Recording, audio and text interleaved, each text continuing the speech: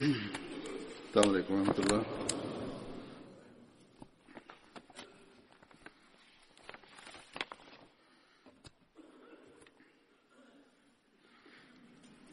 أشهد أن لا إله إلا الله وحده لا شريك له وأشهد أن محمدا عبده ورسوله. أما بعد فأعوذ بالله من الشيطان الرجيم.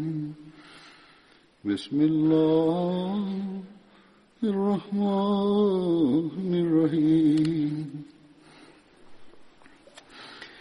الحمد لله رب العالمين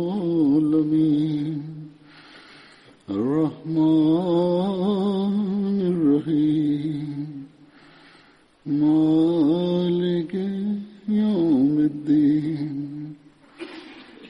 إياك نعبد وإياك نستعين. اهدنا الصراط المستقيم صراط الذين أنعمت عليهم غير المغضوب عليهم ولا الضالين.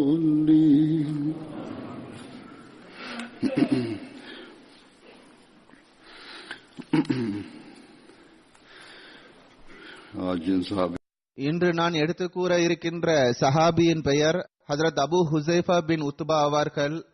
அன்னாரது சுட்டு பெயர் அபு ஹுசைஃபா ஆகும். இவர்களது பெயர் ஹுசைன் அல்லது ஹாஷிம் அல்லது கைஸ் அல்லது ஹிசிம் மிக்சிம் என்றும் கூறப்படுகின்றது. அன்னாரது தாயாரின் பெயர் ஃபாத்திமா பின் சுஃபியான் ஆகும். அன்னார் நீண்ட உயரத்தை உடைய அழகிய தோற்றத்தை கொண்டிருந்தார்கள். ஹஜ்ரத் நபிகள் நாயகம் ஸல்லல்லாஹு அலைஹி வஸல்லம் அவர்கள் தாரே அர்கமிற்கு வருகை தருவதற்கு முன்னர் இஸ்லாத்தை ஏற்றுக்கொண்டிருந்தார்கள். ஆரம்ப காலத்தில் இஸ்லாத்தை ஏற்றுக்கொண்டவர்களில் ஒருவராவார். இதை பற்றி எடுத்துக் கூறியவாறு ஹஜ்ரத் மிர்சா பஷீர் அஹமது சாஹிப் எம்ஏ அவர்கள் எழுதியுள்ளார்கள். அபு ஹுசைஃபா பின் உத்பா அவர்கள் பனு உமையாவை சார்ந்தவர்கள் ஆவார். அன்னாரது தந்தையின் பெயர் உத்பா பின் ரபியா ஆகும். குறைஷிகளின் தலைவர்களில் ஒருவராக இருந்தார். ஹஜ்ரத் அபூபக்கர் அவர்களின் ஹிலாஃபத் காலகட்டத்தில் பொய்யனான முசைலாமாவுடன் நடைபெற்ற யமாமா போரில் ஹஜ்ரத் அபு ஹுசைஃபா அவர்கள் ஷஹீதானார்கள். ஹஜ்ரத் அபு ஹுசைஃபா அவர்கள் அபிசீனியாவை நோக்கி செய்யப்பட்ட 2 ஹிஜ்ரத்திலும் கலந்து கொண்டார்கள். அன்னாரது மனைவி சஹலா பின்த் சுஹைல் அவர்களும் அன்னாருடன் ஹிஜ்ரத் செய்தார்கள். அபிசீனியாவிற்கு ஹிஜ்ரத் செய்தது தொடர்பாக, அது எவ்வாறு நடைபெற்றது, ஏன் நடைபெற்றது என்பது தொடர்பாக இதற்கு முன்னரும் எடுத்துக் கூறப்பட்டுள்ளது. இங்கும் சுருக்கமாக நான் எடுத்துக் கூறுகின்றேன். பல்வேறு வரலாற்று நூல்களிலிருந்தும் ஹதீசுகளிலிருந்தும் கருத்துக்களை ஒன்று சேர்த்து அன்னார் எடுத்து கூறிய விஷயங்களிலிருந்து பயன்பெற்றவாறு சில விஷயங்களை நான் எடுத்துக் கூறுவேன். அன்னார் எழுதுகின்றார்கள், முஸ்லிம்கள் மீது இழைக்கப்பட்ட துன்பங்கள் அதன் உச்சத்தை அடைந்த போது, குறைஷிகள் துன்பம் இழைப்பதில் முன்னேறிக்கொண்டே சென்ற போது, ஹஜ்ரத் பெருமானார் ஸல்லல்லாஹு அலைஹி வஸல்லம் அவர்கள் முஸ்லிம்களிடம் அபிசீனியாவிற்கு ஹிஜ்ரத் செய்யுமாறு கூறினார்கள். மேலும் அன்னார் கூறினார்கள், அபிசீனியாவின் மன்னர் நேர்மை மற்றும் நீதியை விரும்பக்கூடியவராவார். அவரது ஆட்சியில் எவர் மீதும் அநீதி இழைக்கப்பட மாட்டாது.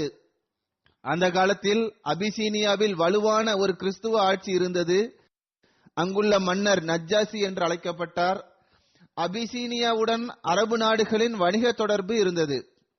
இவர்கள் ஹிஜ்ரத் செய்த அந்த நேரத்தில் அங்கு மன்னராக இருந்தவரின் பெயர் அசமா ஆகும். அவர் ஒரு நேர்மையான ஆற்றல் மிக்க மன்னராக திகழ்ந்தார். எவ்வாறு இருப்பினும் முஸ்லிம்கள் மீது இழைக்கப்பட்ட அநீதி அதன் உச்சத்தை அடைந்த போது பெருமானார் ஸல்லல்லாஹு அலைஹி வஸல்லம் அவர்கள் முஸ்லிம்களிடம் ஹிஜ்ரத் செய்வதற்கு ஆற்றல் பெற்றவர்கள் அபிசீனியாவிற்கு ஹிஜ்ரத் செய்யுங்கள் என்று கூறினார்கள். எனவே பெருமானார் ஸல்லல்லாஹு அலைஹி வஸல்லம் அவர்கள் கூறியதற்கிணங்க நபித்துவத்தின் 5ஆம் ஆண்டு ரஜப் மாதத்தில் 11 ஆண்கள் மற்றும் 4 பெண்கள் அபிசீனியாவிற்கு ஹிஜ்ரத் செய்தார்கள். அவர்களில் பிரபல்யமான நபர்களின் பெயர்கள் இதுவாகும்: ஹஜ்ரத் உஸ்மான் பின் அஃப்வான், பிறகு அன்னாரது மனைவியும் ஹஜ்ரத் நபி ஸல்லல்லாஹு அலைஹி வஸல்லம் அவர்களின் மகளுமான ருக்கியா, அப்துர் ரஹ்மான் பின் அவுஃப், ஜுபைர் இப்னுல் அவாம், அபு ஹுசைஃபா பின் உக்பா அவர்களை பற்றியே தற்போது எடுத்துக் கூறப்படுகின்றது. முதலாவது ஹிஜ்ரத்தில் இவர்களும் பங்கு பெற்றிருந்தார்கள். உஸ்மான் பின் மலூன், முஸ்அத் பின் உமைர், அபு சலமா பின் அப்துல் அசத், மேலும் அவர்களது மனைவி உம்மே சலமா ஆகியோர் இதில் அடங்குவர். ஹஜ்ரத் மிர்சா பஷீர் அஹ்மத் சாஹிப் அவர்கள் எழுதுகின்றார்கள், இது மிகவும் வியக்கத்தக்க விஷயமாகும். அதாவது ஆரம்பத்தில் ஹிஜ்ரத் செய்த நபர்களில் பெரும்பான்மையினர் குறைஷிகளின் வலிமை வாய்ந்த கோத்திரத்தை சார்ந்தவர்களாகவே இருந்தனர். பலகீனமான மக்கள் குறைவாகவே தென்படுகின்றனர். இதிலிருந்து 2 விஷயங்கள் தெரிய வருகின்றது. முதலாவதாக, வலிமை வாய்ந்த கோத்திரத்தை சார்ந்த குறைஷிகளும் கூட மக்கத்து காபிர்களின் அநீதியிலிருந்து பாதுகாப்பாக இருக்கவில்லை. இரண்டாவதாக, பலகீனமான மக்கள், உதாரணமாக அடிமைகள், அந்த நேரத்தில் எந்த அளவுக்கு ஒன்றுமற்றவர்களாக இருந்தனர் என்றால் அவர்களுக்கு ஹிஜ்ரத் செய்வதற்கு கூட ஆற்றல் இருக்கவில்லை. இம்மக்கள் தென்பகுதி வழியாக பயணம் செய்து அரபு நாட்டின் துறைமுகமாக அன்றைய காலத்தில் திகழ்ந்த சஃபா என்ற இடத்தை அடைந்த போது அல்லாஹ்வின் அருளால் அங்கு அவர்களுக்கு பயணம் செய்வதற்கு ஒரு கப்பல் கிடைத்தது. அந்த கப்பல் அபிசீனியாவிற்கு செல்வதற்கு ஆயத்தமாக நின்று கொண்டிருந்தது. எனவே அவர்கள் அதில் பயணம் செய்தனர். அபிசீனியா சென்ற பிறகு முஸ்லிம்களுக்கு மிகவும் பாதுகாப்பான வாழ்க்கை கிடைத்தது. மேலும் அல்லாஹ் அல்லாஹ் என்று கூறியவாறு குறைஷிகளின் அநீதியிலிருந்து அவர்களுக்கு விடுதலை கிடைத்தது. சில வரலாற்றாசிரியர்கள் எழுதியுள்ளனர், அதாவது முஹாஜிரீன்களுக்கு அபிசீனியா வந்து அதிகமான நாட்கள் கூட கழிந்திருக்கவில்லை. அதற்குள் மக்காவில் அனைத்து குறைஷிகளும் முஸ்லிமாகிவிட்டனர், மக்காவில் அமைதி ஏற்பட்டு விட்டது என்ற ஒரு வதந்தி அவர்களை வந்தடைந்தது. இந்த வதந்தியின் விளைவு என்னவாயிற்று என்றால், பல முஸ்லிம்கள் எதையும் பற்றி சிந்திக்காமல் மக்கா திரும்பி வந்தனர். இந்த வதந்தி தொடர்பாக ஹஜ்ரத் மிர்சா பஷீர் அஹ்மத் சாஹிப் அவர்கள் இந்த வதந்தி ஏன் பரவியது, இதற்கான காரணம் என்ன என்பதை பற்றியும் எழுதியுள்ளார்கள். அன்னார் எழுதுகின்றார்கள், உண்மையில் இந்த வதந்தி முற்றிலும் பொய்யான மற்றும் அடிப்படையற்றதாகும். அபிசீனியாவிற்கு ஹிஜ்ரத் செய்த முஹாஜிரின்களை திரும்ப கொண்டு வரவும் அவர்களை மீண்டும் துன்பத்திற்கு ஆளாக்க வேண்டும் என்பதற்காகவும் குறைஷிகள் இந்த விஷயத்தை பரப்பி இருக்கலாம்.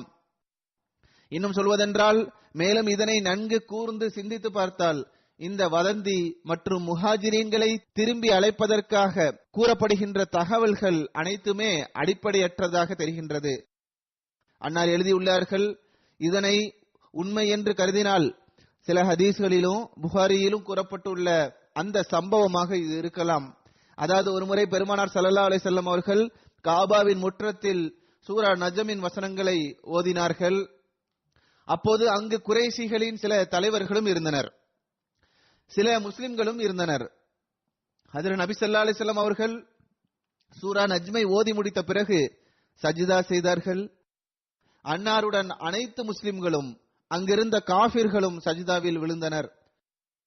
நிராகரிப்பவர்கள் ஏன் சஜ்தா செய்தனர் என்பது தொடர்பாக நபி மொழியில் கூறப்படவில்லை. பெருமானார் ஸல்லல்லாஹு அலைஹி வஸல்லம் அவர்கள் மிகவும் உரத்த குரலில் இந்த வசனங்களை ஓதினார்கள். மேலும் அந்த வசனங்கள் எப்படிப்பட்டதென்றால், அவற்றில் ஓரிறைமை மற்றும் அவனது ஆற்றல் தொடர்பாக மிகவும் அழகிய முறையில் படம் பிடித்து காட்டப்பட்டுள்ளது. மேலும் அவனது பேருபகாரம் தொடர்பாக நினைவு கூறப்பட்டுள்ளது. மேலும் அச்சமூட்டக்கூடிய சொற்களில், குறைஷிகள் தீங்கிழைப்பதிலிருந்து விலகவில்லை என்றால் இதற்கு முன்னுள்ள சமுதாயங்களுக்கு ஏற்பட்ட நிலைமைதான் உங்களுக்கும் ஏற்படும் என்று அந்த வசனம் அச்சமூட்டுகின்றது. அந்த மக்கள் இறை தூதர்களை பொய்ப்படுத்தினர். பிறகு இறுதியில் இந்த வசனங்களில், வாருங்கள் அல்லாஹிற்கு முன்பு சிரம்பணியுங்கள் என்று கூறப்பட்டுள்ளது. இந்த வசனங்களை ஓதிய பிறகு பெருமானார் ஸல்லல்லாஹு அலைஹி வஸல்லம் அவர்கள் மற்றும் அனைத்து முஸ்லிம்களும் ஒன்றாக சஜ்தா செய்தனர். இந்த வசனங்கள் மற்றும் இந்த காட்சி ஆகியவற்றின் வெளிப்படையான தாக்கம் குறைஷிகள் மீது எந்த அளவுக்கு ஏற்பட்டதென்றால் அவர்களும் முஸ்லிம்களுடன் இணைந்து சஜிதா செய்தனர். ஹஜ்ரத் மிர்சா பஷீர் அஹமத் சாஹிப் அவர்கள் எழுதுகின்றார்கள், இது வியக்கத்தக்க விஷயம் ஒன்றுமல்ல. ஏனென்றால் இத்தகைய சந்தர்ப்பங்களில் கூறப்படுகின்ற சம்பவங்களின் அடிப்படையில் சில நேரங்களில் மனிதனின் உள்ளம் அதன் பக்கம் சாய்ந்து விடுகின்றது. மேலும் அவன் தன்னையும் அறியாமலேயே இத்தகைய செயலை செய்து விடுகின்றான். ஆனால் உண்மையில் அவ்விஷயமானது அவனது கொள்கைக்கும் கோட்பாடுகளுக்கும் முற்றிலும் மாற்றமானதாக இருக்கின்றது. நாமும் பார்த்துள்ளோம், சில நேரங்களில் சில இக்கட்டான நிலைமைகளில் ஒரு நாத்திகர் கூட அல்லாஹ் அல்லாஹ் ராம் ராம் என்று கூறிவிடுகின்றார். ஆனால் குறைஷிகள் நாத்திகராக இருக்கவில்லை. எவ்வாறு இருப்பினும் அவர்கள் இறைவனுக்கு இணை வைத்தனர், அதற்கு பகரமாக சிலைகளை வணங்கி வந்தனர். இருப்பினும் அவர்கள் இறை இருப்பை ஏற்றுக்கொண்டிருந்தனர். இன்றும் நாம் பார்க்கின்றோம், பல நாத்திகர்களிடம் பேசும்போது அவர்களிடம் உங்களுக்கு திடீரென ஏதாவது பிரச்சனை வந்துவிட்டால் இறைவனது பெயர் உங்களில் சிந்தனையில் தோன்றுமா அல்லது நாவில் வருமா என்று கேட்டால் அவர்கள் ஆம் வருகின்றது என்று ஒப்புக்கொள்கின்றனர். எனவே இதுவும் அந்த வசனங்களை ஓதிய விதம் மற்றும் வசனங்களின் சொற்கள் மேலும் முஸ்லிம்களின் செயல்கள் ஆகியவற்றின் தாக்கமே ஆகும். எனவே நிராகரிப்பவர்களின் தலைவர்கள் முஸ்லிம்களுடன் சஜிதா செய்தனர். எவ்வாறு இருப்பினும் முஸ்லிம்களின் ஜமாத் ஒட்டுமொத்தமாக சஜிதா செய்ததனால் அதன் எத்தகைய தாக்கம் வெளிப்பட்டது என்றால் அவர்களுடன் சேர்ந்து தன்னையும் அறியாமல் நிராகரிப்பவர்களும் சஜிதாவில் விழுந்தனர். ஆனால் இத்தகைய தாக்கங்கள் உண்மையில் தற்காலிகமானதாக இருக்கின்றது. பிறகு மனிதன் மீண்டும் தனது பழைய நிலைக்கே வந்துவிடுகின்றான். இவ்வாறு நிராகரிப்பவர்களும் மீண்டும் அதே நிலைக்கு திரும்பினர். அவர்களது நிலை மீண்டும் பழைய நிலைக்கே சென்றது. எவ்வாறு இருப்பினும் இது ஒரு சம்பவமாகும். சஹி புகாரியிலும் இது பதிவு செய்யப்பட்டுள்ளது. அபிசீனியாவிற்கு ஹிஜ்ரத் செய்தவர்கள் திரும்பி சென்றனர் என்ற செய்தி உண்மை என்றால் இதிலிருந்து தெரிய வருவது, இந்த சம்பவத்திற்கு பிறகு குறைஷிகள் அபிசீனியாவிற்கு ஹிஜ்ரத் செய்தவர்களை திரும்ப கொண்டு வர துடித்துக் கொண்டிருந்தனர். மேலும் இந்த மக்கள் ஏன் சென்று விட்டனர், நமது கைகளில் இருந்து தப்பி விட்டனர் என்று ஏங்கி இருந்தவர்கள் மக்கத்து குறைஷிகள் முஸ்லிமாகிவிட்டனர், மேலும் இப்போது மக்காவில் முஸ்லிம்களுக்கு பாதுகாப்பு இருக்கின்றது என்று அவர்கள் சுயமே இந்த வதந்தியை பரப்பியிருக்கலாம். இந்த செய்தி அபிசீனியாவிற்கு ஹிஜ்ரத் செய்தவர்கள் வரை சென்றடைந்ததும் அவர்கள் மிகவும் மகிழ்ச்சியுற்றனர். இந்த செய்தியை கேள்விப்பட்டதுமே அவர்கள் மகிழ்ச்சியில் எதை பற்றியும் சிந்திக்காமல் திரும்பி வந்து விட்டனர். ஆனால் அவர்கள் மக்காவிற்கு அருகில் வந்தபோதுதான் உண்மை நிலை அவர்களுக்கு தெரிய வந்தது. எனவே அவர்களில் சிலர் மறைந்தும் சிலர் வலிமை வாய்ந்த மக்கத்து தலைவர்களின் பாதுகாப்பில் இருந்தவாறும் மக்கா வந்து சேர்ந்தனர். மேலும் சிலர் திரும்பி சென்றனர். ஆக குறைஷிகள் முஸ்லிமாகிவிட்டனர் என்ற வதந்தியில் ஏதாவது உண்மை இருக்குமென்றால் அது சூரா நஜ்மின் வசனத் ஓதிய போது சஜிதா செய்தவர்களை பற்றி எடுத்துக் கூறப்பட்ட அந்த அளவில் மட்டுமே அது உண்மையாக இருக்கின்றது. எவ்வாறு இருப்பினும் அல்லாஹ்வே நன்கறிவான்.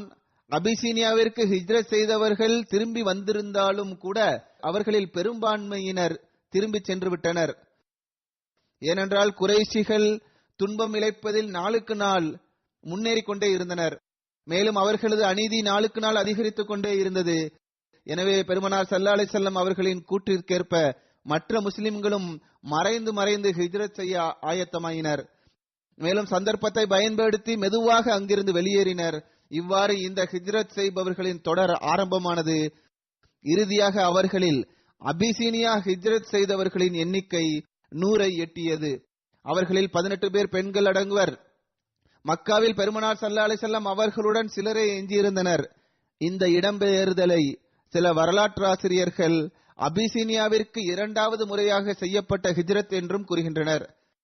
அவ்வாறே பிறகு மதீனாவிற்கு ஹிஜ்ரத் செய்வதற்கான அனுமதி கிடைத்த போது ஹஜ்ரத் அபு ஹுசைஃபா மற்றும் அவர்களால் விடுதலை செய்யப்பட்ட அடிமையான சாலிம் அவர்களும் மதீனாவிற்கு ஹிஜ்ரத் செய்தனர். முதலில் அபிசீனியாவிற்கு இவர்கள் ஹிஜ்ரத் செய்தனர். பிறகு இவர்கள் திரும்பி வந்தனர். பிறகு 2வது ஹிஜ்ரத்தில் மதீனாவிற்கு இவர்கள் இருவரும் ஹிஜ்ரத் செய்தனர். அங்கு இவர்கள் ஹஜ்ரத் அப்பாஸ் பின் பிஷர் என்பவரது வீட்டில் தங்கினார்கள். ஹஜ்ரத் நபி ஸல்லல்லாஹு அலைஹி வஸல்லம் அவர்கள் ஹஜ்ரத் அபூ ஹுஸைஃபா மற்றும் அப்பாஸ் பின் பிஷர் ஆகிய இருவருக்கும் இடையில் சகோதரத்துவ பந்தத்தை ஏற்படுத்தினார்கள். அப்துல்லா பின் ஜஹஷ் படையுடன் ஹஜ்ரத் அபூ ஹுஸைஃபா அவர்களும் இருந்தார்கள். இந்த படை தொடர்பான சம்பவம் சீரத் காத்தமுன் நபியின் என்ற நூலில் குறிப்பிடப்பட்டுள்ளது. அதனையும் நான் இங்கு குறிப்பிடுகின்றேன். மக்கத்து தலைவர்களில் ஒருவனான குல்ஸ் பின் ஜாபிர் பின் ஃபஹரி குறைஷிகளின் ஒரு படையுடன் மதீனாவின் நகர்ப்புறத்திலிருந்து 3 மைல் தொலைவில் உள்ள ஒட்டகங்களை பராமரிக்கும் இடத்தின் மீது தாக்குதல் தொடுத்தான். முஸ்லிம்களின் ஒட்டகங்களை திருடி சென்று விட்டான். பெருமானார் ஸல்லல்லாஹு அலைஹி வஸல்லம் அவர்களுக்கு இது பற்றி தெரிய வந்ததும் ஸைத் பின் ஹாரிசா அவர்களை தமக்கு பின்னால் அமீராக நியமித்து முஹாஜிரின்களின் ஜமாத்தை தன்னுடன் அழைத்துக் கொண்டு அவனை பின்தொடர்ந்தார்கள். பதர் போர் மைதானத்திற்கு அருகிலுள்ள சஃபான் என்ற இடம் வரை அன்னார் அவனை பின்தொடர்ந்தார்கள். ஆனால் அவன் தப்பித்து ஓடிவிட்டான். இந்த போரை முதலாவது பதர் போர் என்றும் கூறுகின்றனர். எழுதப்பட்டுள்ளது, குல்ஸ் பின் ஜாபிரின் இந்த தாக்குதல் தற்செயலாக நடைபெற்ற ஒன்றல்ல. அதாவது ஏதோ ஒரு காட்டரபி வந்து தாக்குதல் தொடுத்து விட்டார் அல்லது அறியாமையில் தாக்குதல் நடத்தப்பட்டு விட்டது, திருட வேண்டும் என்ற நோக்கத்தில் தாக்குதல் நடைபெற்றது என்பது கிடையாது. மாறாக நபி ஸல்லல்லாஹு அலைஹி வஸல்லம் அவர்களுக்கு பாதிப்பை ஏற்படுத்த வேண்டும் என்பது அவனது குறிப்பான எண்ணமாக இருந்தது. ஆனால் முஸ்லிம்கள் விழிப்படைந்ததை பார்த்து அவன் அந்த ஒட்டகங்களை விட்டுவிட்டு தப்பி சென்று விட்டான். மக்கத்து குறைஷிகள் மதீனாவில் முஸ்லிம்களை தேடி தேடி அழிக்க வேண்டும் என்று எண்ணம் கொண்டிருந்தது இந்த சம்பவத்திலிருந்து நமக்கு தெரிய வருகின்றது. குல்ஸ் பின் ஜாபிரின் தாக்குதலானது முஸ்லிம்களை மிகவும் அச்சத்திற்குள்ளாக்கியது. ஏனென்றால் மதீனா மீது நாங்கள் தாக்குதல் தொடுப்போம், தாக்குதல் தொடுத்து முஸ்லிம்களை அழித்து விடுவோம் என்று குறைஷிகளின் தலைவர்கள் ஏற்கனவே மிரட்டல் விடுத்திருந்தனர். இதனால் முஸ்லிம்கள் மிகுந்த கவலைக்கு ஆளாகினர். இந்த அபாயகரமான சூழ்நிலையை கண்டு பெருமானார் ஸல்லல்லாஹு அலைஹி வஸல்லம் அவர்கள் குறைஷிகளின் செயல்பாடுகளை அவர்களுக்கு அருகில் இருந்தவாறு அவர்களது திட்டம் என்ன, அவர்களது எண்ணம் என்ன என்பதை அறிய வேண்டும் என்றும், அவர்களை பார்ப்பதற்காக எப்படிப்பட்ட திட்டத்தை தீட்ட வேண்டும் என்றால் அவர்களுக்கு அருகிலிருந்து அவர்களை பற்றிய செய்தி குறித்த நேரத்தில் கிடைத்துக் கொண்டிருக்க வேண்டும்.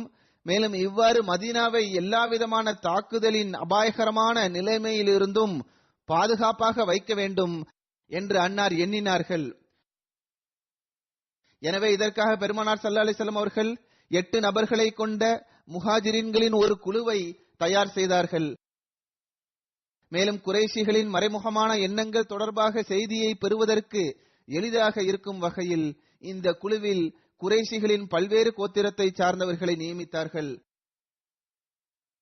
இந்த குழுவிற்கு அன்னார் தனது பெரியண்ணை வழி சகோதரரான அப்துல்லா பின் ஜஹஷை அமீராக நியமித்தார்கள். இந்த குழுவில் ஹுஸைஃபா பின் உத்பா அவர்களும் இருந்தார்கள். இந்த குழுவின் நோக்கத்தை பற்றி முஸ்லிம்களுக்கு மறைவாக இருக்க வேண்டும், எவருக்கும் தெரியக்கூடாது என்பதற்காக அன்னார் இந்த குழுவை அனுப்பி வைத்தவாறு இந்த குழுவின் தலைவருக்கு கூட நீங்கள் எங்கே செல்ல வேண்டும், எந்த நோக்கத்திற்காக நீங்கள் அனுப்பப்படுகின்றீர்கள் என்பதை பற்றி கூறாமல் அவர்கள் செல்லும் போது அவரது கையில் முத்திரையிடப்பட்ட ஒரு கடிதத்தை கொடுத்து, இந்த கடிதத்தில் உங்களுக்கான வழிகாட்டல் இருக்கின்றது, நீங்கள் மதீனாவில் இருந்து 2 நாட்களுக்கான பயணத்தை முடித்த பிறகு இந்த கடிதத்தை திறந்து இதில் கூறப்பட்ட வழிகாட்டலுக்கேற்ப செயல்பட வேண்டும் என்று கூறினார்கள். எனவே அப்துல்லா மற்றும் அவருடன் இருந்தவர்கள் தனது தலைவரின் கட்டளைக்கேற்ப சென்றனர். 2 நாட்களுக்கான பயணத்தை அவர்கள் மேற்கொண்ட பிறகு அப்துல்லா அவர்கள் பெருமானார் ஸல்லல்லாஹு அலைஹி வஸல்லம் அவர்களது வழிகாட்டலை திறந்து பார்த்தார்கள். அதில் இந்த விஷயம் குறிப்பிடப்பட்டிருந்தது.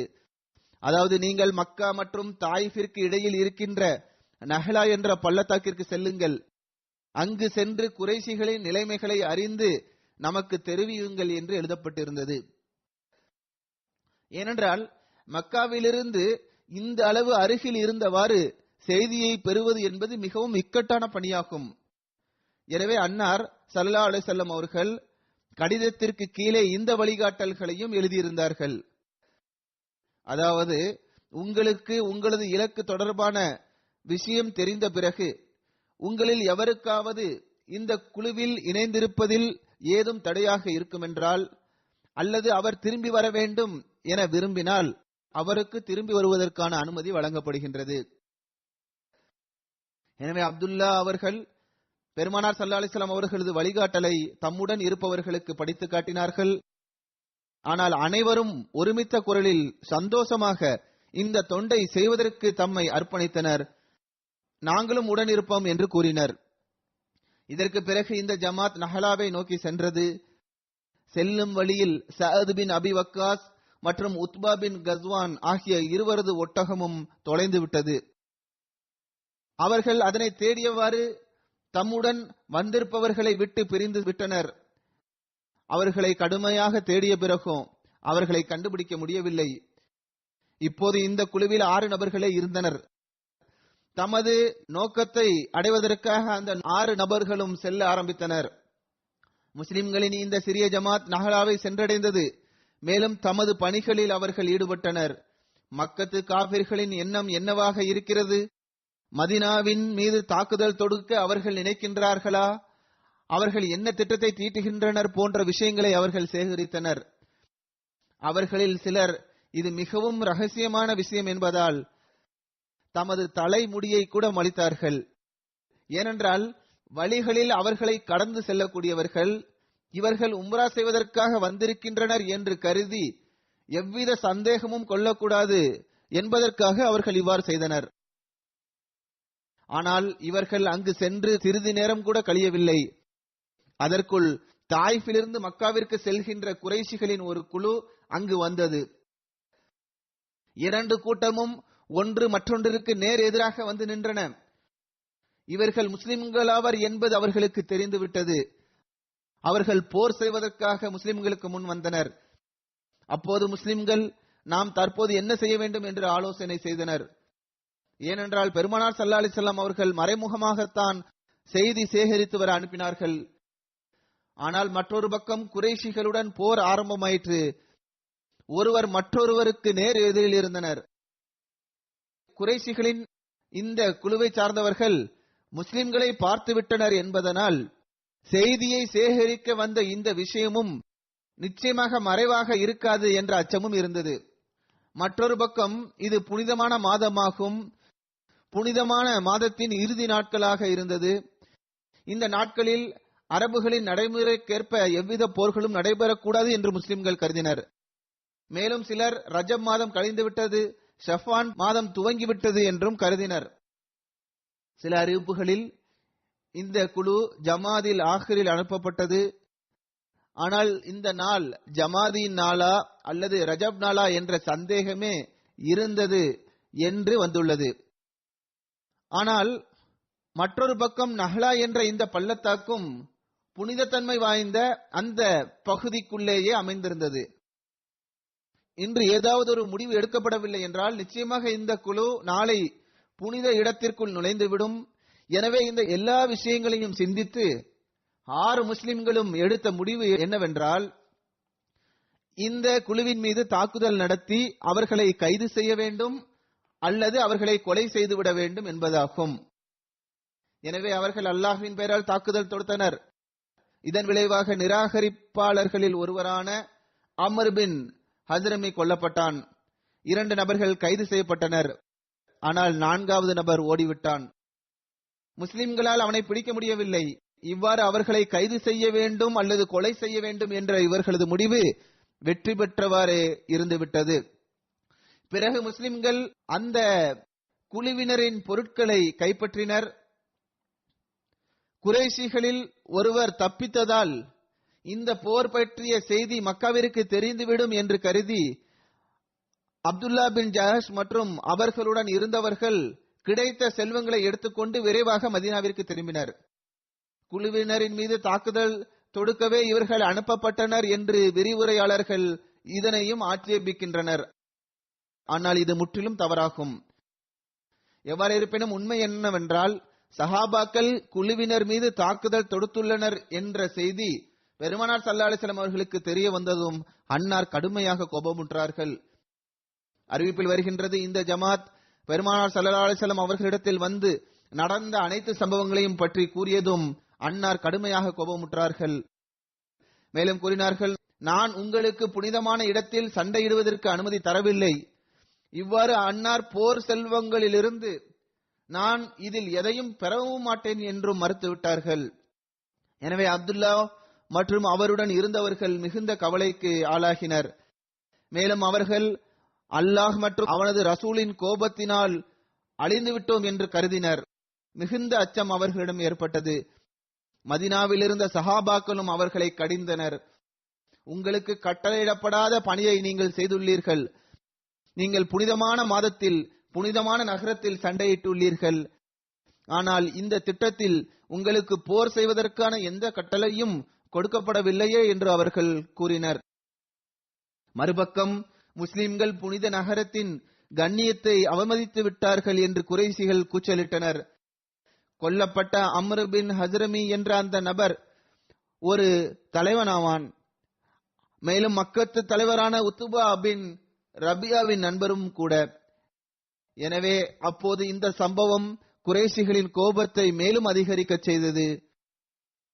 எனவே அவர்கள் மிகவும் எழுச்சியுடன் மதீனாவின் மீது தாக்குதல் தொடுப்பதற்கான ஆயத்தங்களை செய்தனர். எவ்வாறு இருப்பினும் இந்த சம்பவத்தினால் முஸ்லிம்கள் மற்றும் நிராகரிப்பவர்கள் இருவரிடத்திலும் புனிதமான மாதத்தில் இவர்கள் என்ன செய்துள்ளனர் என்று பாருங்கள் என்ற ஒரு சர்ச்சை ஏற்பட்டது. ஹஜ்ரத் மிர்சா பஷீர் அஹ்மத் சாப் சீரத் காத்துமுன் நபியின் என்ற தமது நூலில் எழுதுகின்றார்கள், இறுதியாக கீழ்கண்ட திருக்குரான் வஹி அருளப்பட்டு முஸ்லிம்களின் மன அமைதிக்கு அது காரணமானது. அல்லாஹ் கூறுகின்றான், யஸ்அலூனக அனிஷ் ஷஹ்ரில் ஹராமி கித்தாலின் ஃபீஹ் குல் கித்தாலுன் ஃபீஹி கபீர் வஸத்துன் அன் சபீலில்லாஹி வ குஃப்ரும் பிஹி வல் மஸ்ஜிதில் ஹராம் வ இக்ராஜு அஹ்லிஹி மின்ஹு அக்பரு இந்தல்லாஹ் வல் ஃபித்னத்து அக்பரு மினல் கத்ல் வலா யஸாலூன யுகாத்திலூனக்கும் ஹத்தா யருத்தூக்கும் அன் தீனிக்கும் இனிஸ்ததாஉ. அதாவது, அவர்கள் புனித மாதத்தில் போர் செய்வது குறித்து உம்மிடம் வினவுகின்றனர். அதில் போர் செய்தல் வரம்பு மீறும் பெரும் செயலாகும். அல்லாஹ்வின் வழியிலிருந்து மனிதர்களை தடுப்பதும், அவனை நிராகரிப்பதும், புனித பள்ளியை நிராகரிப்பதும், அதிலிருந்து வெளியேற்றுவதும் அல்லாஹ்விடத்தில் மாபெரும் பாவ செயலாகும். குழப்பம் கொலையை விட கொடியது என்று நீர் கூறுவீராக. அவர்களால் முடியுமாயின் அவர்கள் உங்களை உங்களுடைய மார்க்கத்திலிருந்து திருப்பும் வரை உங்களுடன் போர் செய்து கொண்டே இருப்பர். வரலாற்றிலிருந்து நிரூபணமாவது என்னவென்றால், முஸ்லிம்களுக்கு எதிராக குறைஷிகளின் தலைவர்கள் புனித மாதத்தில் கூட அவர்களின் பிரச்சாரத்தை தொடர்ந்து செய்து வந்துள்ளனர். புனிதமான அனைத்து மாதங்களிலும் அவர்கள் இவ்வாறு செய்தனர். மாறாக புனித மாதங்களில் நடைபெறக்கூடிய கூட்டங்கள் மற்றும் பயணத்திலிருந்து பயனடைந்தவாறு இந்த மாதங்களில் தமது தீய நடவடிக்கையில் மேலும் அதிகமாக முன்னேறினர். மேலும் வெட்கமில்லாமல் தமது உள்ளத்திற்கு ஆறுதல் அளிப்பதற்காக இந்த புனிதமான மாதத்தை அதன் இடத்திலிருந்து இங்கும் அங்கும் மாற்றி விடுவர். இதனை அவர்கள் நசி என்று அழைத்து வந்தனர். மக்கா வெற்றி கொள்ளப்பட்ட நாள் வரை இவர்கள் முஸ்லிம்களுடன் இவ்வாறே நடந்து கொண்டனர். மாறாக எதிர்ப்பில் உச்சத்தை அவர்கள் வெளிப்படுத்தினர். ஹஜ்ரத் மிர்சா பஷீர் அஹ்மத் சாப் அவர்கள் இந்த சொற்களை பயன்படுத்தியுள்ளார்கள். அவர்கள் ஹுதைபியா உடன்படிக்கையின் காலகட்டத்திலும் கூட புனித இடத்தில் முஸ்லிம்களின் நட்பு கோத்திரத்தின் மீது வாளால் தாக்குதல் தொடுத்தனர். பிறகு முஸ்லிம்கள் அவர்களுக்கு உதவி செய்வதற்காக சென்ற போதும் அவர்களுக்கு எதிராகவும் புனிதமான மாதத்தில் அவர்கள் வாளை பயன்படுத்தினர். ஆக அல்லாஹ் திருக்குரானில் அருளிய இந்த பதில் நிச்சயமாக முஸ்லிம்களுக்கு ஆறுதல் தரக்கூடியதாகவே இருந்தது.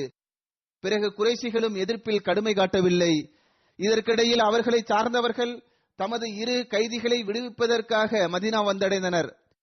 ஆனால் சாத் பின் அபி வக்காஸ் மற்றும் உத்பா தற்போது வரை திரும்பி வரவில்லை.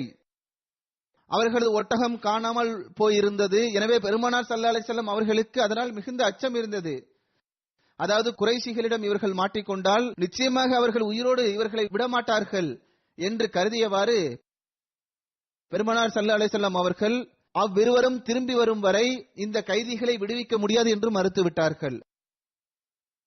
மேலும் எங்களுடைய இந்த இரு நபர்கள் நல்லபடியாக திரும்பி மதீனா வந்தடைந்ததும் உங்களது நபர்களை விட்டு விடுவோம் என்றும் கூறினார்கள்.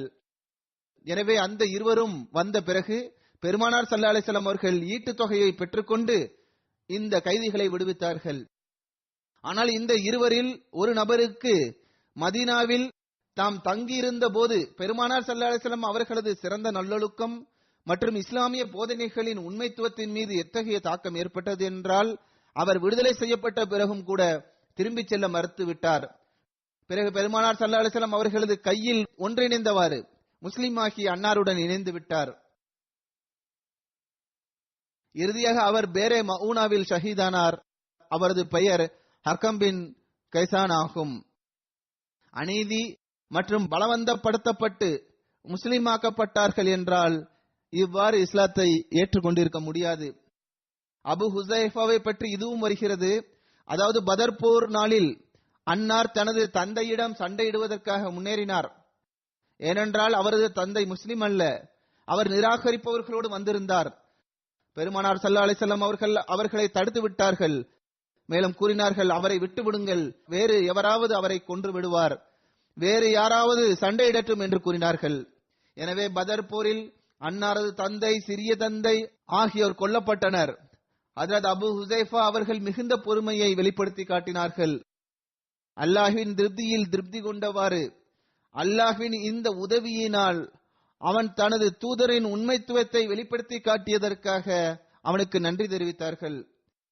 இந்த சம்பவம் தொடர்பாக ஒரு அறிவிப்பு இதுவும் கிடைக்கின்றது. இப்னு அப்பாஸ் அவர்கள் அறிவிக்கின்றார்கள், பதர் நாளில் பெருமானார் ஸல்லல்லாஹு அலைஹி வஸல்லம் அவர்கள் கூறினார்கள், உங்களில் யாராவது அப்பாசுடன் போர் செய்தால் அவரை கொல்ல வேண்டாம், ஏனென்றால் அவர் நிர்பந்தத்திற்கு உள்ளானதன் காரணமாகவே வெளியேறியுள்ளார். அவரை கைதியாக ஆக்கிக் கொள்ளுங்கள், கொலை செய்ய வேண்டாம் என்று கூறினார்கள். அதற்கு அபு ஹுசைஃபா அவர்களிடத்தில் இதை பற்றி ஒருவர் கூறிய போது, நாம் நமது தந்தை, சகோதரர் மற்றும் உறவினர்களை கொன்று விட்டு அப்பாஸை மட்டும் விட்டு விடுவதா? இறைவன் மீது ஆணையாக அவர் என் முன்னால் வந்தால் நிச்சயமாக நான் அவரை வாளால் தாக்குவேன் என்று கூறினார்கள். இவ்விஷயத்தை அவர் பெருமானார் ஸல்லல்லாஹு அலைஹி வஸல்லம் அவர்களுக்கு முன்னால் கூறவில்லை, மாறாக அவர்களிடம் அப்பாஸை கொலை செய்ய வேண்டும் என்று அன்னார் கூறிய இந்த செய்தியை எட்ட வைத்தவரிடம் இந்த விஷயத்தை அன்னார் கூறினார்கள். பெருமானார் ஸல்லல்லாஹு அலைஹி வஸல்லம் அவர்கள் வரை இந்த விஷயம் வந்ததும் அன்னார் ஹஜ்ரத் உமர் அவர்களிடம், அபு ஹப்ஸே, இறைவனது தூதரின் சிறிய தந்தையின் முகத்தில் வாளினால் தாக்குதல் தொடுக்கப்படுமா என்று கூறினார்கள். அதற்கு ஹஜ்ரத் உமர் அவர்கள், நபி ஸல்லல்லாஹு அலைஹி வஸல்லம் அவர்கள் என்னை முதலாக சுட்டுப் பெயரால் அழைத்தது இப்போதுதான் என்று கூறியவாறு, நபிகள் நாயகமே, எனக்கு தாங்கள் அனுமதி தாருங்கள், நான் அவரது கழுத்தை வெட்டி விடுகின்றேன். இறைவன் மீது ஆணையாக எவர் இவ்விஷயத்தை கூறினாரோ அவரிடம் நயவஞ்சகம் இருக்கின்றது என்று கூறினார்கள். ஹஜ்ரத் அபு ஹுசைஃபா அவர்கள் கூறி வந்தார்கள், நான் எத்தகைய கூற்றை கூறியுள்ளேன் என்றால் அதன் காரணமாக நான் பாதுகாப்பாக இருக்க முடியாது. நான் எப்போதும் அவருக்கு அஞ்சியவாறே இருப்பேன். அதற்கு முன்பாக இஸ்லாத்திற்காக நான் ஷஹீதாக வேண்டும். அப்போதுதான் நான் கூறிய இந்த தீய விஷயத்திலிருந்து பாதுகாப்பாக இருக்கின்றேன் என்று நான் கருதுவேன் என்று கூறி வந்தார்கள். அபு ஹுசைஃபா அவர்கள் தான் மிக பெரிய தவறை செய்துள்ளேன் என்பதை உணர்ந்தார்கள். அறிவிப்பாளர் அறிவிக்கின்றார், அன்னாருக்கு எமாமா போரில் ஷஹாதத் அந்தஸ்து கிடைத்தது. ஒரு விஷயம் மன எழுச்சியின் காரணமாக அவரது நாவிலிருந்து வெளிவந்து விட்டது. பிறகு அச்சமும் ஏற்பட்டது. மேலும் அவருக்கு ஷஹாதத் கிடைக்கும் வரை முழு வாழ்நாளும் இந்த அச்சம் அவரிடம் இருந்தது. ஹஜ்ரத் ஆயிஷா அவர்கள் அறிவிக்கின்றார்கள், பெருமானார் ஸல்லல்லாஹு அலைஹி வஸல்லம் அவர்கள் இணை வைப்பவர்களில் கொல்லப்பட்டவர்களை ஒரு குழியில், கிணற்றில் எரிய கட்டளையிட்டார்கள். எனவே அவர்கள் அதில் எரியப்பட்டனர். பெருமானார் ஸல்லல்லாஹு அலைஹி வஸல்லம் அவர்கள் அவர்களுக்கு அருகில் நின்றவாறு, கிணறே, உங்கள் இறைவன் உங்களிடம் செய்த வாக்குறுதியை நீங்கள் உண்மை என்று கண்டுவிட்டீர்களா? மேலும் அன்னார் கூறினார்கள், என்னுடைய இறைவன் என்னிடம் செய்த இந்த வாக்குறுதியை நான் நிச்சயமாக உண்மையாக கண்டேன் என்று கூறினார்கள். எவ்வாறு இருப்பினும் அன்னார் கூறினார்கள், அல்லாஹ் என்னிடம் அவர்களுக்கு தண்டனை வழங்குவேன், உமக்கு எதிரில் அவர்களுக்கு வெற்றியை வழங்க மாட்டேன் என்று அவன் செய்த வாக்குறுதியை நான் உண்மையானதாக கண்டேன் என்று கூறினார்கள். அப்போது சஹாபாக்கள், பெருமானார் ஸல்லல்லாஹு அலைஹி வஸல்லம் அவர்களே, நீங்கள் மரணித்து போனவர்களை பார்த்தா கூறுகின்றீர்கள் என்று கேட்டார்கள். அதற்கு அன்னார், உங்களது இறைவன் உங்களிடம் அளித்த வாக்குறுதியை இவர்கள் நிச்சயமாக அறிந்து கொண்டார்கள் என்று கூறினார்கள். அன்னாரது கூற்றிற்கிணங்க அவர்களை கிணற்றில் போடப்பட்ட போது ஹஜ்ரத் அபூ ஹுஸைஃபா அவர்களின் முகத்தில் விருப்பமில்லாதது போன்ற சில அறிகுறிகள் தென்பட்டன. ஏனென்றால் அவர்களது தந்தையும் அந்த கிணற்றில் எரியப்பட்டிருந்தார். பெருமானார் ஸல்லல்லாஹு அலைஹி வஸல்லம் அவர்கள், அபூ ஹுஸைஃபாவே, இறைவன் மீது ஆணையாக உங்கள் தந்தையுடன் நடந்து கொண்ட முறை உங்களுக்கு விருப்பமில்லாதது போன்று தெரிகின்றது என்று கூறினார்கள். அதற்கு அபூ ஹுஸைஃபா அவர்கள், அல்லாஹ்வின் தூதர் அவர்களே, அல்லாஹ்வின் மீது ஆணையாக எனக்கு அல்லாஹ் மற்றும் ரசூல் தொடர்பாக எந்த சந்தேகமும் இல்லை. ஆனால் எனது தந்தை வீரமிக்கவர், உண்மையாளர் மற்றும் சிறந்த வழிகாட்டி ஆவார். அவர் தமது எண்ணத்தில் எதை சரியாக கருதுகின்றாரோ அதை சரி என்று நினைத்து அவ்வாறு செயல்படுவார். ஆனால் அவரிடம் தீய எண்ணம் எதுவும் இருக்கவில்லை. அவரது மரணத்திற்கு முன்பாக அவருக்கு இஸ்லாத்தின் பக்கம் அல்லாஹ் வழிகாட்ட வேண்டும் என்று நான் விரும்பினேன். ஆனால் அவ்வாறு நடப்பது இப்போது சாத்தியமற்றது என்பதை நான் பார்க்கின்றேன். அவருக்கு ஏற்பட்ட முடிவானது என்னை துக்கத்தில் ஆழ்த்திவிட்டது என்று கூறினார்கள். அதற்கு பெருமானார் ஸல்லல்லாஹு அலைஹி வஸல்லம் அவர்கள் அபூ ஹுஸைஃபாவின் பங்கில் அவருக்கு நன்மையை வேண்டி துவா செய்தார்கள். ஹஜ்ரத் அபூ ஹுஸைஃபா அவர்கள் அனைத்து போர்களிலும் பெருமானார் ஸல்லல்லாஹு அலைஹி வஸல்லம் அவர்களுடன் பங்கு பெற்றார்கள். ஹஜ்ரத் அபூபக்கர் அவர்களின் கிலாஃபத் காலகட்டத்தில் யமாமா போரில் தமது 53 அல்லது 54வது வயதில் அன்னார் ஷஹீதானார்கள். இப்போது நான் கடந்த நாட்களில் வஃபாத்தான ஜமாத்தின் நீண்டகால தொண்டர், தில்லியை சார்ந்த பேராசிரியர் சவுத் அஹமது கான் சாஹிப் அவர்களை பற்றி எடுத்துக் கூறுவேன். 21 ஜனவரி அன்று இறைவனடி சேர்ந்தார்கள். இன்னா லில்லாஹி வ இன்னா இலைஹி ராஜிஊன். அன்னாரது தந்தை தில்லியை சார்ந்த ஹஜ்ரத் முகமது ஹசன் எஹ்சான் அவர்கள் ஹஜ்ரத் வாக்களிக்கப்பட்ட மஸீஹ் அலைஹிஸ்ஸலாம் அவர்களின் சஹாபி அவர்கள்.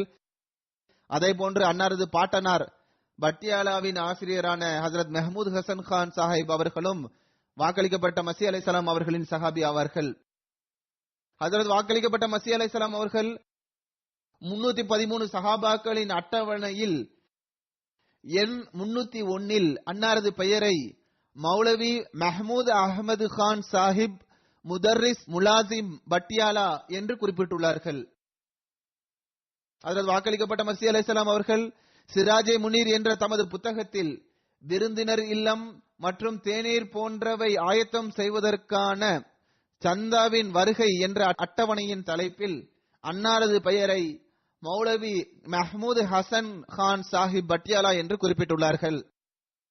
பேராசிரியர் சவுத் கான் சாஹிப்பின் தந்தை மதிப்பிற்குரிய தில்லியை சார்ந்த ஹஜ்ரத் முகமது ஹசன் சாஹிப் இஹ்சான் அவர்களின் வயது 10-12 இருந்தபோது அவர்களுக்கு ஹுத்பா இல்ஹாமியா சந்தர்ப்பத்தில் காதியான் சென்று இந்த வியக்கத்தக்க அடையாளத்தை தமது கண்களால் சுயமே பார்ப்பதற்கான நற்பாகியம் கிடைத்தது.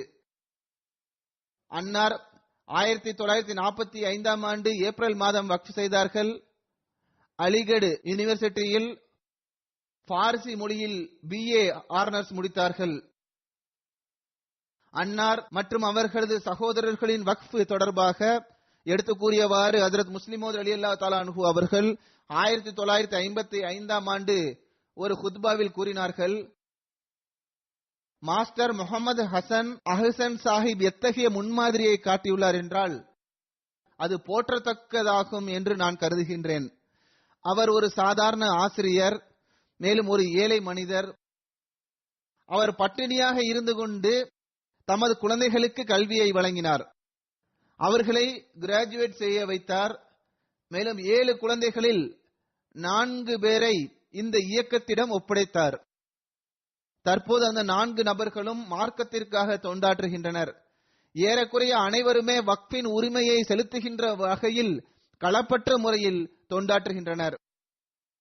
அன்னார் கூறுகின்றார்கள், இவர்களது மகன்கள் வாழ்க்கையை அர்ப்பணித்தவர்களாக இல்லாமல் இருந்திருந்தால் இந்த 7 பேரும் ஒன்று சேர்ந்து 10-20 வருடங்கள் வரை தனது தந்தையின் பெயரை மேலோங்க செய்தவாறு எங்களது தந்தை நல்ல மனிதர்தான் என்று கூறினாலும், எனது இந்த குத்பா அச்சிடப்படும் போது லட்சக்கணக்கான அகமதிகள் முகமது ஹசன் எஹ்சான் என்ற பெயரை கூறி அழைத்து புகழ்வார்கள். மேலும் அவர் எத்தகைய வீரமிக்க அகமதியாக இருந்தார். அவர் ஏழையாக இருந்து கொண்டு தனது 7 குழந்தைகளுக்கும் உயர்கல்வியை வழங்கியுள்ளார். மேலும் அவர்களில் 4 பேரை இயக்கத்திடம் கொடுத்து விட்டார், அதாவது வக்ஃப் செய்து விட்டார். பிறகு அந்த குழந்தைகளும் எத்தகைய நல்லவர்களாக திகழ்ந்தனர் என்றால், அவர்கள் மன மகிழ்ச்சியுடன் தனது தந்தையின் தியாகத்தை ஏற்றுக்கொண்டனர். மேலும் தன் தரப்பிலிருந்தும் அவரது முடிவிற்கு உடன்பட்டனர் என்று கூறி அவர்களை புகழ்வர்.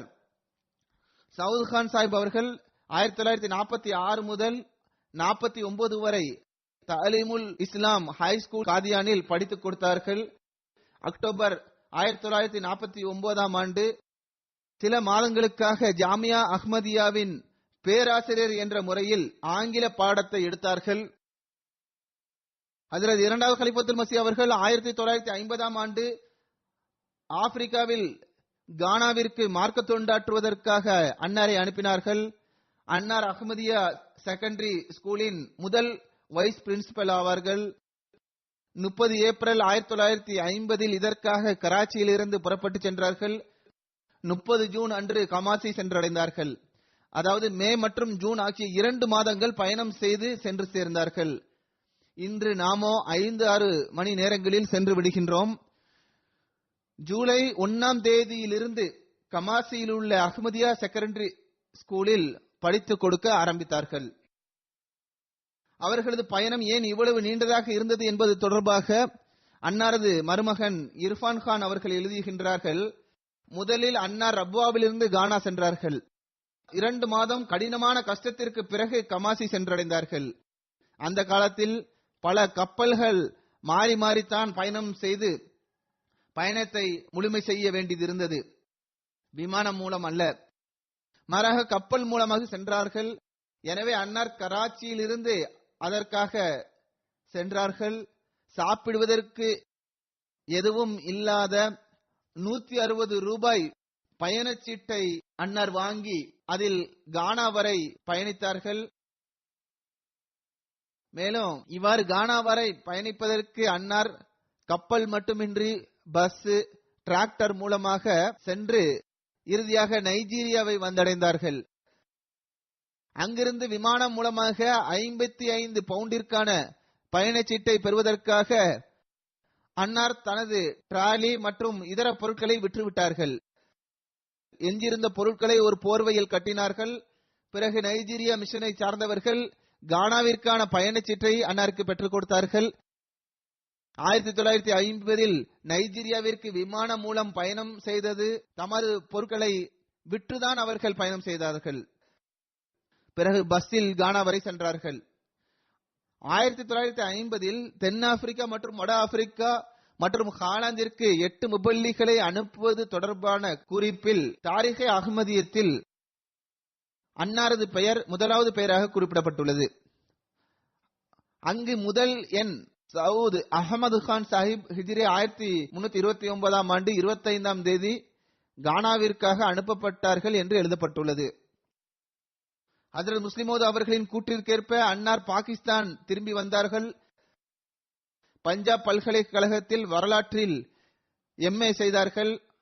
இந்த இடைப்பட்ட காலத்தில் அன்னாரது தந்தை 1955 மரணமடைந்தார்கள். அன்னார் கானாவில் இருக்கும்போது அவர்களது தந்தை வஃபாத்தானார்கள். 1962 மீண்டும் கானாவில் பணியமர்த்தம் செய்யப்பட்டார்கள். பிறகு அங்கு 68 வரை மார்க்க தொண்டாற்றுவதற்கான நற்பாகியம் கிடைத்தது. 3வது கலிஃபத்துல் மஸீஹ் அவர்களின் அனுமதியுடன் அன்னார் ஐரோப்பாவிற்கு சுற்றுப்பயணம் செய்த போது ரப்வாவில் உள்ள மஸ்ஜித் முபாரக்கில் மக்ரிப் தொழுகைக்கு பிறகு தல்கீனே அமல் என்ற பெயரில் ஒரு கூட்டம் நடைபெற்று வந்தது. தினமும் 15 நிமிடங்கள் சொற்பொழிவாற்றப்படும்.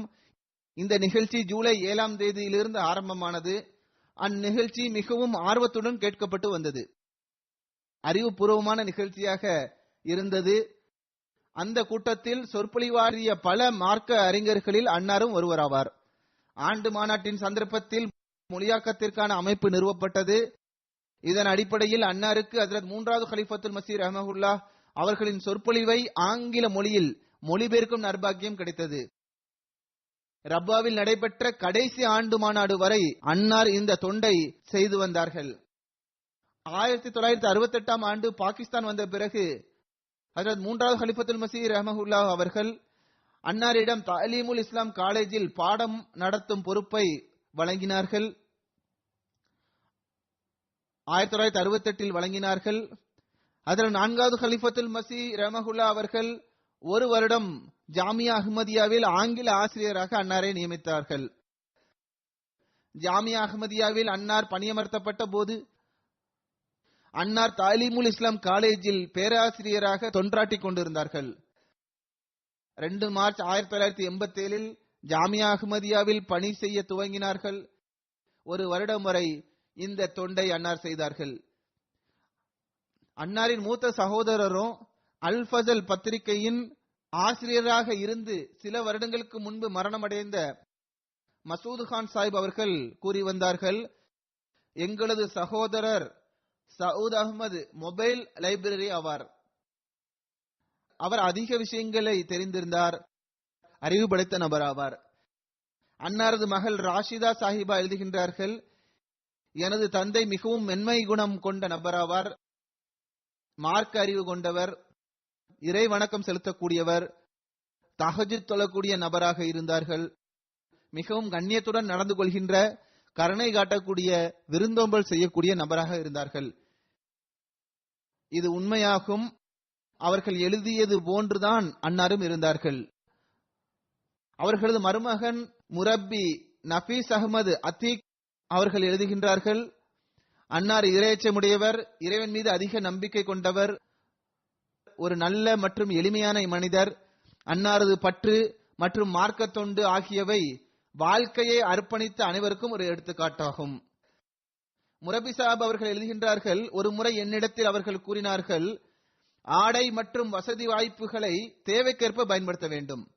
ஃபேஷன் மற்றும் உலக இன்பங்கள் போன்றவை வாழ்க்கையை அர்ப்பணித்த ஒருவரை அழகுபடுத்தி காட்டுவதில்லை. அன்னாரது வாழ்க்கையில் வெட்கம் என்ற உணர்வு மேலோங்கி காணப்பட்டது. அன்னாரது மாணவர் இல்யாசி சாஹிப் அவர்கள் கூறுகின்றார்கள், அவர் எழுதியுள்ளார்கள், சவுத் சாஹிப் அவர்கள் 1950 முதல் 55 வரை தாலிமுல் இஸ்லாம் செகண்டரி ஸ்கூல் கமாசியில் ஆரம்பகால அசிஸ்டன்ட் ஹெட்மாஸ்டர் அல்லது வைஸ் பிரின்சிபலாக இருந்தார்கள். டாக்டர் SP அகமது சாஹிப் அதற்கு முன் ஹெட்மாஸ்டராக இருந்தார்கள். சவுத் சாஹிப் அவர்கள் ஆங்கில மொழி மற்றும் ஆங்கிலத்தின் வரலாற்றை நன்கு அறிந்தவராக திகழ்ந்தார்கள். அவர் எழுதுகின்றார், அன்னாருக்கு ஆங்கில மொழி இலக்கணத்தில் இருந்த அறிவு, குறிப்பாக சொற்றொடரை அமைப்பது தொடர்பாக அன்னாருக்கு இருந்த அறிவை வேறு எவரிடத்திலும் நான் கண்டதில்லை. ரப்வாவின் பிரின்சிபல் முபஷிர் அயாஸ் சாஹிப் அவர்கள் எழுதுகின்றார்கள், பேராசிரியர் சவுத் சாஹிப் அவர்கள் மிகவும் எளிமையான நபராவார், இயக்கத்தின் ஆலிமாவார். அவர்கள் ஜாமியாவில் படித்துக் கொண்டிருக்கும் போது நாங்கள் மாணவர்களாக இருந்தோம். ஜாமியாவின் கடைசி ஆண்டு வரை முறையாக எல்லா வகுப்புகளுக்கும் குறித்த நேரத்திற்கு வருகை தருவார்கள். கடைசி நிமிடம் வரை பாடம் எடுப்பார்கள். மாணவர்கள் சிறிது நேரம் பேச வேண்டும் என்றும் சிறிது நேரம் படிக்காமல் ஏதாவது பேசிக் கொண்டிருக்க வேண்டும் என்று முயற்சி செய்வர். ஆனால் அன்னார் கடுமையாக நடந்து கொள்ளாமலும் திட்டாமலும் மிகச் சிறந்த முறையில் அவர்களது கூற்றை மறுத்து பாடத்தை தொடர்ந்து நடத்துவார்கள். அன்னாரிடம் நான் ஒரு விஷயத்தை பார்த்துள்ளேன். அது என்னவென்றால், அன்னார் வாழ்க்கையை அர்ப்பணித்த மாணவர்கள் மீது மிகவும் கண்ணியம் வைத்திருந்தார்கள். வகுப்பறையில் எவர் மீதாவது கடினமாக நடந்து கொள்ள வேண்டியது வந்தாலும் அவர்களது கண்ணியத்தை அவர்கள் எப்போதும் கருத்தில் கொண்டு வந்தார்கள்.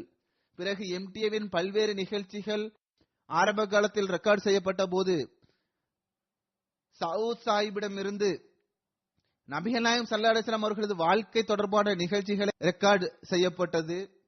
அன்னார் முதுமையை அடைந்திருந்தார்கள். ஆனால் அனைத்து நிகழ்ச்சிகளையும் முயற்சி செய்தவாறு சுயமே தயார் செய்தார்கள்.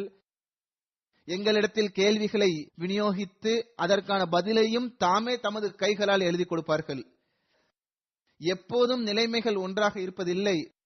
சில நேரங்களில் சில வாக்குவாதங்களும் ஏற்பட்டு விடுகின்றன. இது இவ்வாறு இருக்க வேண்டும், இவ்வாறு இருக்கக்கூடாது என்று வாக்குவாதம் ஏற்பட்டு விடும்.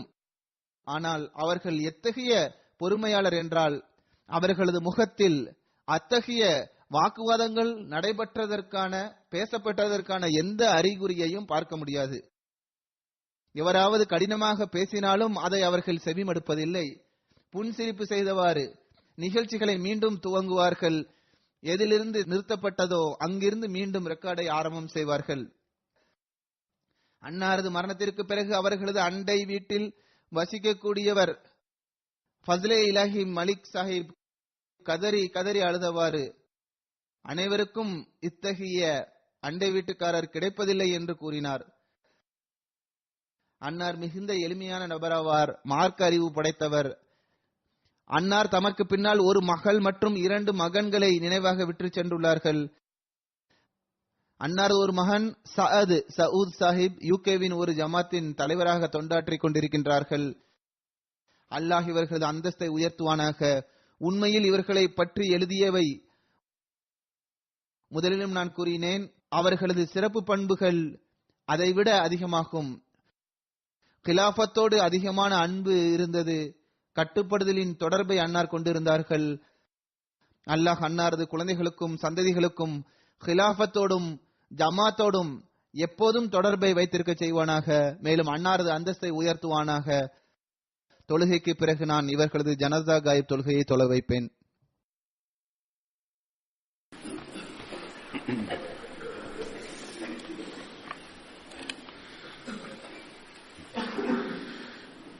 Alhamdulillah nahmaduhu wa nasta'inuhu wa nastaghfiruhu wa nu'minu bihi wa natawakkalu alayhi wa na'udhu billahi min shururi anfusina wa min sayyiati a'malina.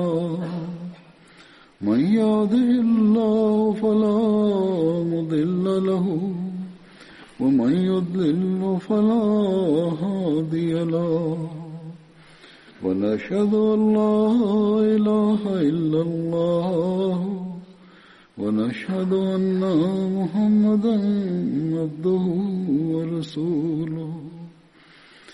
عباد الله رحمكم الله، إن الله يأمر بالعدل والإحسان وإيتاء ذي القربى وينهى عن الفحشاء والمنكر والبغي يعظكم لعلكم تذكرون. اذكروا الله يذكركم وادعوه يستجب لكم ولذكر الله أكبر.